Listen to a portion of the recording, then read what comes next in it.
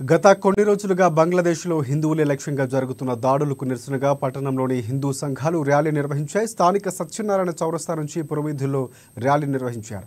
ఈ కార్యక్రమంలో అంబాత్రే క్షేత్రం నిర్వాహకుడు పరశ్రీ, విశ్వ హిందూ పరిషత్ నాయకులు, వివిధ పార్టీల నాయకులు పాల్గొన్నారు. ప్రపంచంలోని అన్ని మతాలకు మార్గనిర్దేశకం హిందూ మతమని, కానీ బంగ్లాదేశ్లో గత కొన్ని రోజులుగా హిందువులపై దాడులు జరుగుతున్నాయని, వరదల సమయంలో మతాలకు అతీతంగా సేవ చేసిన స్వామిని అక్రమంగా అరెస్టు చేశారని ధ్వజమెత్తారు.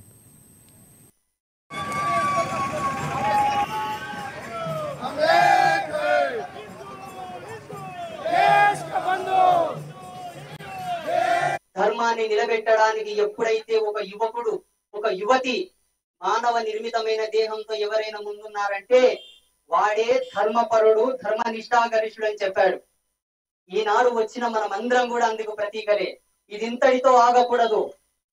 ఎవరైతే మనల్ని నాశనం చేయాలని చూస్తున్నారో వాళ్ళ జీవన అస్తిత్వం పైన మనం దెబ్బ కొట్టాలి.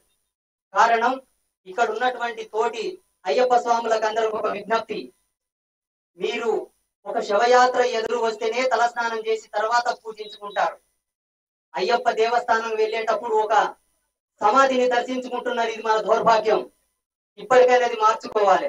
ఇలాగే ప్రతి గ్రామంలో, ప్రతి జిల్లాలో, ప్రతి మండలంలో కూడా దర్గాలకు పూజలు చేయడం, దర్గాలకి కందులు చేయడం కూడా బంద్ చేయండి దయచేసి చెప్తున్నా.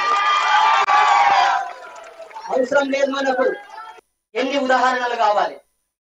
మీరేమన్నా గొప్పతనం అనుకుంటున్నారా? ఒక కడుపు మీద కాలు దాపి బతికే ఒక బతుక కుక్క బతుకుతుంది స్వతంత్రంగా. మీకు ధైర్యం ఉంటే, దమ్ముంటే మీ జ్ఞానంతో మీరు బ్రతికి చూపెట్టండి. మా విశ్వాసాలతో ఆడుకోవడానికి ఇంక అవకాశం ఇయ్యం. మా వాళ్ళు ఇచ్చారు. నెల్లూరు జిల్లా మర్రిపాడులోని కదిరినేపల్లి గ్రామంలో